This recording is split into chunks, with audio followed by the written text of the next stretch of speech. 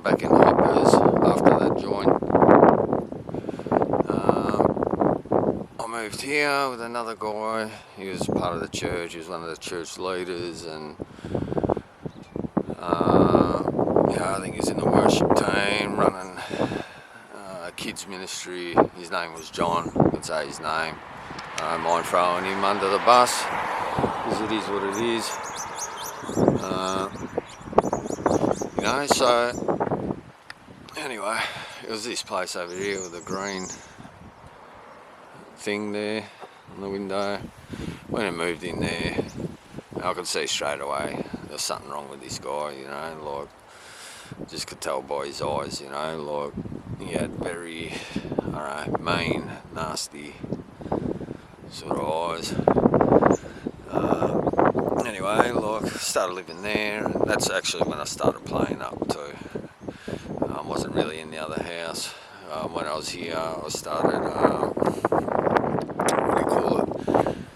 I got a job, started working, bricklaying, because I remember I was walking down the street and I met someone there.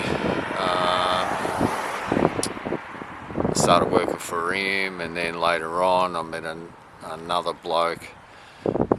He was actually, mafia associated.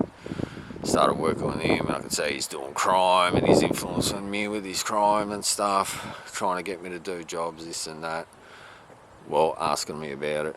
It didn't happen, never happened anyway, but I guess just that influence and plus my confusion and stuff that I was going through, trying to figure stuff out. It was just things pulling me in a different direction, I guess, from the one I wanted. And slowly I stopped going to church. Well, what happened, I was with this guy. I was really getting a sense something was wrong with him.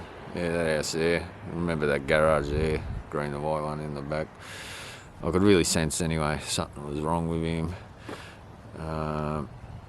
God was even bringing that up, and I went and spoke to the pastor about it. I'm like, God's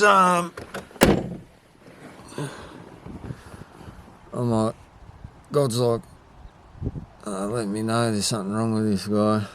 There you go. Good, thanks. So it's let me know that something's wrong with him, So I tried talking to the pastor. I'm like, man, you really need to pray about this guy and that, because I'm feeling like there's something really wrong, spiritually wrong. Nah. He's good, he's part of ministry, this and that, rah. Just got dismissed. And so I went into prayer about it, and I'm like, well, God, you know everything. If it's, they're not going to listen. I even tried to speak to him about it, the actual bloke, John, to kind of suss him out and feel him out. And I find out, basically, he's right into witchcraft. He's talks about astray planing and speaking to people around the world, and just witchcraft, and then over time I started finding syringes and stuff in there, so I was using drugs.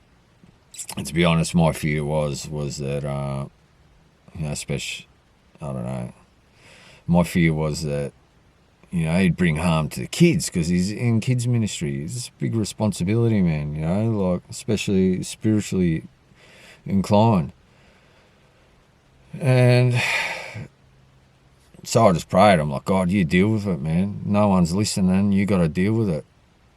I guess just a culmination of all these things, getting disheartened, felt like I'm not heard. All these leaders, they got all the answers, but they can't see what's really going on. They just got the blinkers on, thinking it's all good, God's in control. God's not in control, mate. God uses people. He always has. That's how he takes control, by people that know truth and walk it out, And creation itself is crying out for this, You got, 40-something thousand denominations of wannabe Christians, and everyone's got conflicting stories.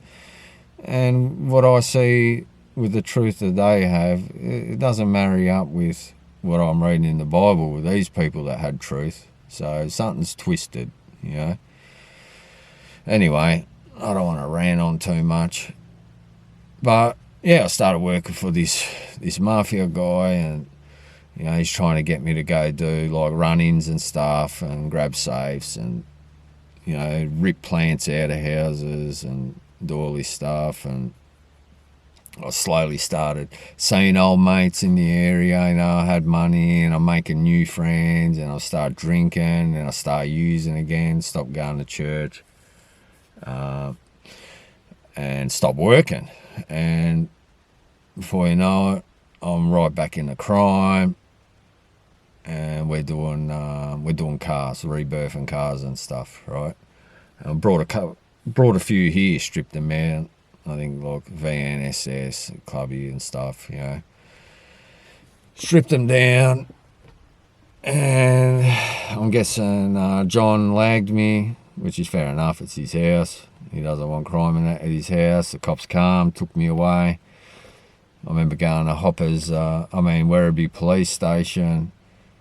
And I'm saying nothing, you know. No, nothing, don't know what you're talking about, whatever. Cop brings me out for a smoke, and he goes, listen, we got you red-handed, you know. Either you give us something, you know, tell us something, and he gives me a smoke, or we're keeping you in, you're not getting out for the weekend. So I sum it up, I'm like, all right, I'll throw myself under the bus. Yeah, all right, I'll pinch these cars, I've done this, I've done that, right? Mate, I didn't get out. I was in there for a week. They took me to Sunshine Cells. After that, never again I cooperated, unless I knew I was done, and like I'd basically start my court hearing in the interview room, you know, giving them whatever jargon, but basically I would do straight up no comment. So if they asked me questions, I wouldn't even answer the questions. I wouldn't say no comment. I go, talk to my lawyer, I'm saying nothing, you know, and just sit there mute, you know, and the interviews finish pretty quick usually. I might ask a few questions, but, you know, well, you're done. What can you do, you know? Anyway, I'm in Sunshine Cells, and that was a full-on experience in itself. I'll explain that in the next vid, actually, and some things that happened there. But this guy ended up dying. I ended up moving out of there. I think I floated around for a bit, ended up back at my mum's. But like 6 months later, he was only in his 30s or something. He dropped dead, something to do with his heart, you know. And I started telling people, or a couple of people, not many, actually, I've told this, you know, what this guy was about. And that God was warning, trying to warn. And basically, in prayer, I just handed it to God, and I'm like, God, man, you got to judge this situation. Like, you know, if you got to remove him, you know, basically what I was saying. So, you know, sometimes I guess it goes to the point of death, you know, if people aren't going to listen and be obedient, you know, and you're trying to walk in God's presence and you're in full-on disobedience, man, you're going to die, bro. That's just how it is. And that's what God's trying to prepare us, because he doesn't desire anyone to perish, you know. And we're all going to meet him one way or another, you know. So are you going to be able to carry that presence in which we were created in, or is it going to destroy you, you know? Anyway, this is a journey, I guess. I'm trying to figure out and find out the truth, because I don't want my family to perish. I know I deserve to at the end of the day, but something's been going on in my life that, I don't know, he doesn't want me to. I'll put it like that.